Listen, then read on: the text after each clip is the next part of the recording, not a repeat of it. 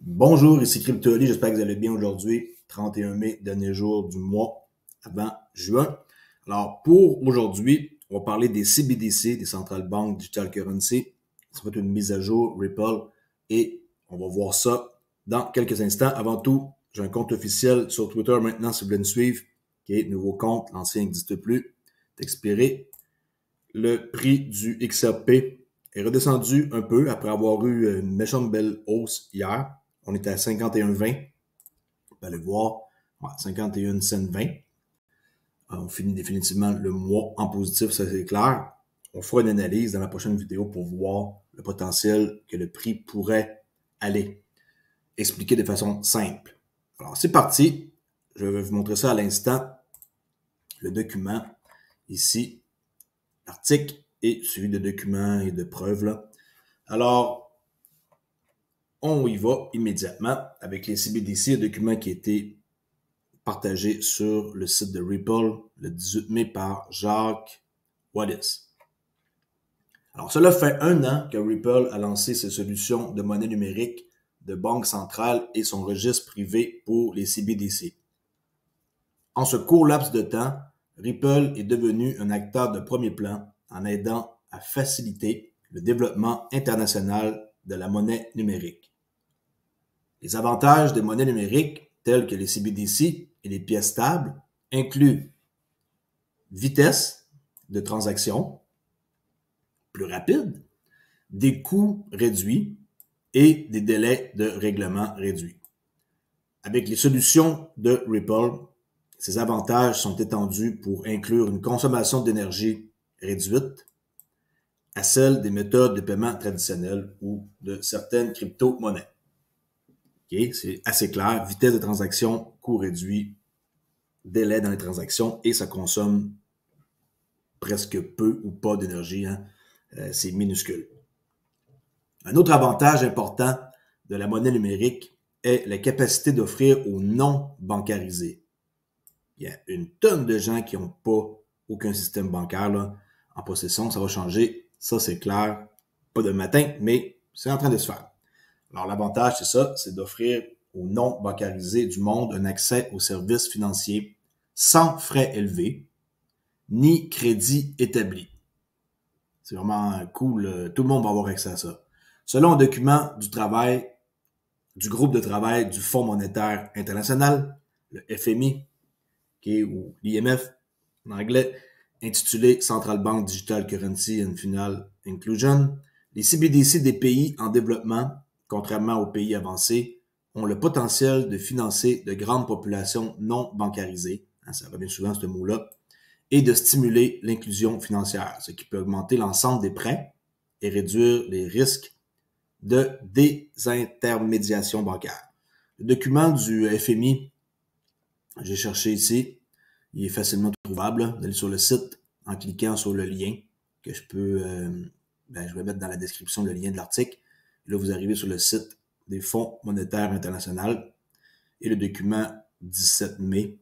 Vous cliquez Free Download et ça l'ouvre un document Central Bank Digital Currency par Brendan Joel Tan et on voit toutes sortes d'informations. J'ai pas lu le document, là. C'est quand même 57 pages puis je vais pas lire ça. C'est sûr qu'il y a peut-être quelques des affaires importantes à regarder, mais mars 2023, un papier qui va changer là, en construction qu'on appelle là. On voit ça ici, Working Paper. Alors, ça veut dire que éventuellement, il y a des détails qui vont changer.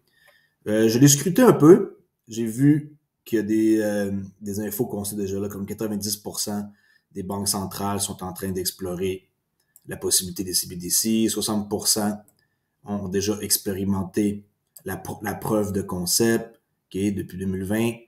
Et là, où ce que je vois qu'ils me perdent un peu, c'est quand ils nous montrent les modèles qui existent avec les calculs qu'ils font avec les des revenus de base, là, baseline scénario, CBDC. On peut voir une tonne de calculs compliqués.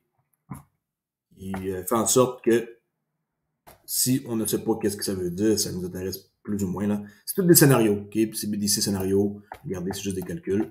Et si vous voulez vraiment savoir c'est quoi les calculs et lire ça, Il y a des courbes de graphiques qu'on peut voir ici avec le risque, crédit risque. Les 2/3 CBDC modèle. Okay? J'ai juste scruté vite et les calculs qui sont intéressants, c'est ici. Et share of population with bank account, 92,4%, 75% sans avec les CBDC. Ça, c'est intéressant. Et si vous voulez vraiment voir c'est quoi ça veut dire, allez-vous-en à la fin du document. Vous allez pouvoir voir toutes sortes de calculs, mais qui va vous aider peut-être pour ceux qui aiment les maths. Par exemple, qu'est-ce que ça veut dire P, grand P, petit g, 0,95. Alors, tous ces chiffres-là, vous pouvez les mettre dans ces formules-là, ça vous donne des statistiques pour ceux qui aiment les stats. OK? Alors, on revient à notre document ici, article, en quoi que Ripple discute actuellement avec plus de 20 pays des plans de CBDC. C'est quand même quelque chose. Hein? On commence par un, on est rendu à 20, et ainsi de suite. Sur la base de ce travail, Ripple a amélioré sa plateforme CBDC depuis une année pour répondre aux besoins des banques centrales, des institutions financières, des gouvernements et des banques commerciales. Je répète, banque centrale, institutions financières, gouvernement et banque commerciale. C'est 4 trucs énormes. C'est pas juste comme travailler avec une entité. Là. Afin de personnaliser leur plan et prototype. Pas parce qu'une banque centrale à un endroit a un besoin qu'une autre banque centrale, comme par exemple au Canada, ont les mêmes besoins. Alors, c'est personnalisable, de pas obligé. C'est comme, oui, c'est clé en main qu'est-ce qu'ils offrent, mais c'est personnalisable. C'est pas comme standard et on peut pas changer les paramètres. Ça va être selon le pays et la banque centrale. Alors, c'est personnalisable avec des plans, des prototypes de devises à l'aide de la nouvelle plateforme CBDC. La République des Palaos, que j'avais aucune idée c'était où. OK, je vais vous montrer c'est où. C'est un archipel avec plus de 500 îles, qui a de l'air vraiment super un endroit de rêve. Est situé en Micronésie, dans l'ouest de l'océan Pacifique. OK, 459 km², là, c'est minuscule. Il n'y a pas beaucoup de monde, regardez, 18 000 personnes en 2021. Là. OK. On peut voir que eux, ils travaillent avec Ripple pour adapter une monnaie numérique aux besoins de ses citoyens.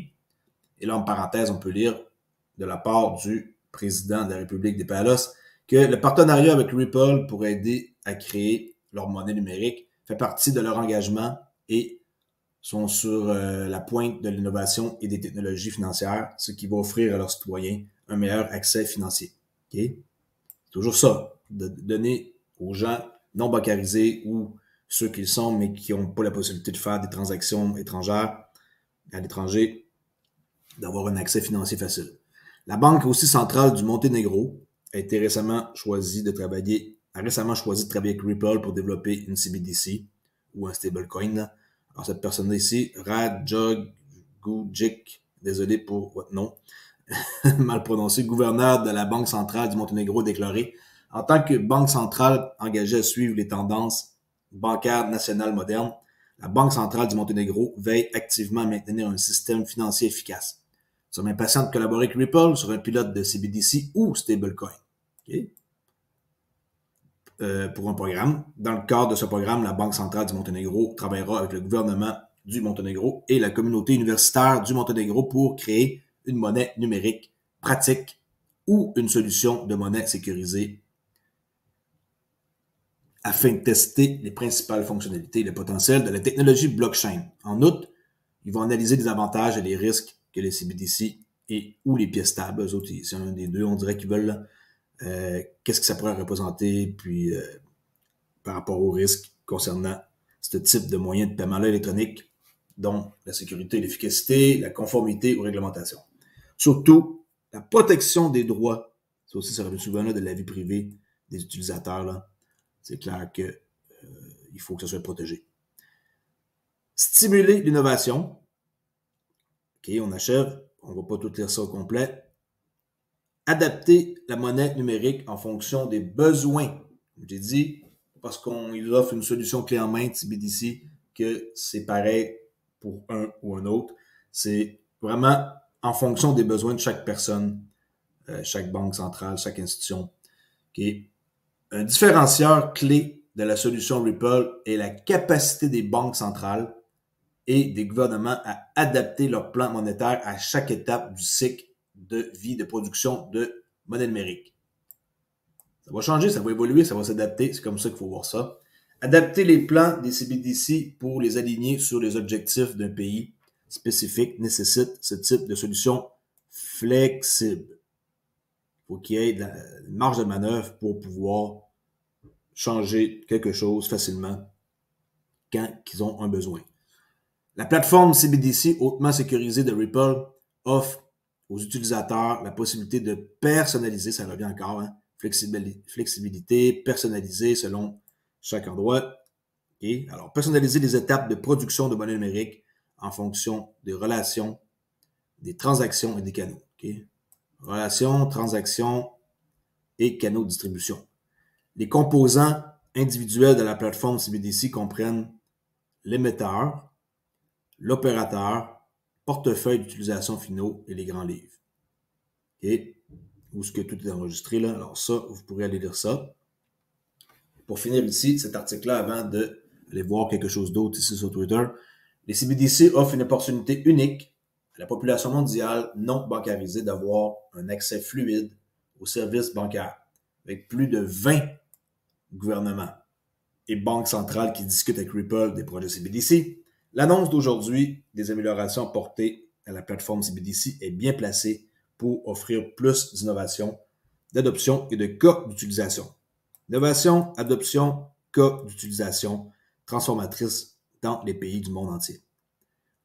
L'expertise reconnue de Ripple en matière de monnaie numérique comprend des services de conseil et des partenariats pour aider chaque banque centrale ou gouvernement à fournir des solutions conçues pour leur écosystème financier unique.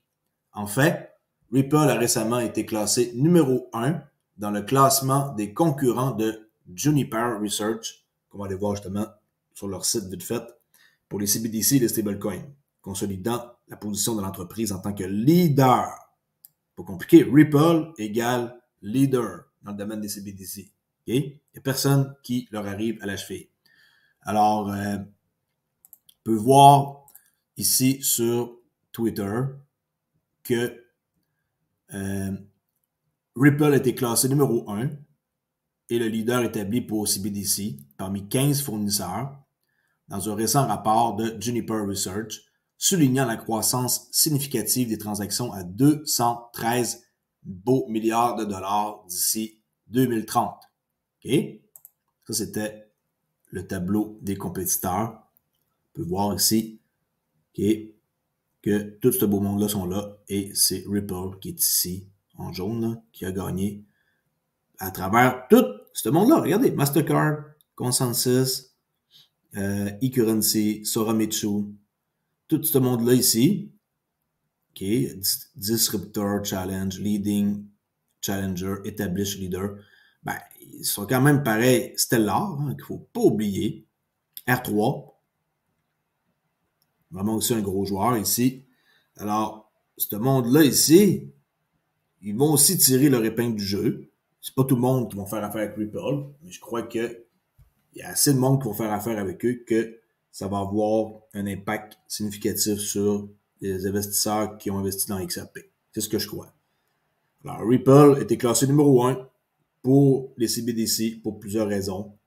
Puis, en gros, le succès de RippleNet et ses technologies sont vraiment une chose qui les différencie des autres. Et il y en a qui n'aiment pas ça, là, comme cette personne-là. Je n'aime pas que les CBDC soient trop faciles pour les gouvernements. Ça leur donne le choix de faire ce qu'ils veulent, nous contrôler. Écoutez, c'est comme ça que c'est comme ça que ça va être. Il faut embarquer dans la game, puis il faut arrêter d'aller dans le sens contraire du courant. Que vous aimez ça ou pas, les CBDC, c'est là pour arriver. Et oui, ils vont pouvoir faire à peu près qu'est-ce qu'ils veulent, selon les endroits. Puis oui, notre crédit, oui, tout va être contrôlé. C'est comme ça que c'est pour le futur. C'est plate. Peut-être qu'il y en a qui aimeraient ça vivre dans d'autres années que les années 2020 plus, mais c'est trop tard. Ceux qui ont des jeunes enfants comme moi, eux, ils vont juste voir ça normal, l'évolution vers les CBDC, puis le fait de ne pas voir de l'argent papier, ça ne va rien leur faire, selon moi. Okay? Et ici, l'article Juniper Research, en quoi que les transactions des CBDC, comme je l'ai dit tantôt dans le classement sur leur compte va dépasser 213 milliards de dollars d'ici 2030 à l'échelle mondiale, alors que les nouveaux modèles de paiement accélèrent l'inclusion financière. OK? Juniper Research. Je crois que ça fait le tour du sujet pour les CBDC, en quoi qu'ils ont évolué depuis la dernière année et qu'on voit qu'ils ont le vent dans les voiles et qui sont pas prêts d'arrêter. Déjà 20 gouvernements qui font affaire avec. Et qu'est-ce qu'il faut retenir dans ça? C'est pas compliqué. C'est que les endroits où c'est non bancarisé, c'est là que ça va commencer en premier et le reste va suivre. Si vous ne me connaissez pas, venez faire un tour sur crypto_oli_. Éventuellement, je vais partager d'autres choses ici. Et sinon, j'ai un Discord gratuit où ce qu'on peut discuter et avec des modérateurs super cool et qui vont répondre à vos questions. Sinon, ils ne sont pas disponibles. Ça va être moi qui vais répondre à vos questions. Et ça, gratuitement depuis déjà un bon bout de temps. Déposez vos questions ici et je vous garantis que vous ne serez pas déçus. Je vous dis à la prochaine vidéo et je crois que la prochaine vidéo, je vais faire une analyse du prix XRP, là, style un peu trading, mais sans trop rentrer en détail pour que vous ayez un peu un aperçu. On va regarder le mois, dans le fond, de mai, qu'est-ce qui s'est passé versus le mois précédent et on va voir où est-ce que potentiellement le prix pourrait s'en aller. S'il y en a qui veulent répondre à le petit sondage que j'ai fait ici, j'ai posé une question simple. Quel sera le prix du XRP d'ici 3 mois? À date, 38% des gens pensent que c'est entre 50 cents et 75 cents, 42 votes seulement. Okay, allez voter et ça va me faire plaisir de pouvoir vous aider. Et by the way, j'ai redécollé ici un service réservé aux membres pour avoir des avantages. Allez voir si ça vous intéresse. Il y a plusieurs niveaux, comme par exemple me parler en privé sur Discord, que je réponde à vos commentaires sur Twitter. Il y a plein d'avantages. Si vous voulez m'encourager, CryptoOli, ça me ferait plaisir. Et vous allez pouvoir avoir une conversation tête à tête avec moi et en privé et que personne va pouvoir venir interrompre. D'accord? Alors, je vous dis à la prochaine vidéo. Ici CryptoOli. À plus tard. Ciao!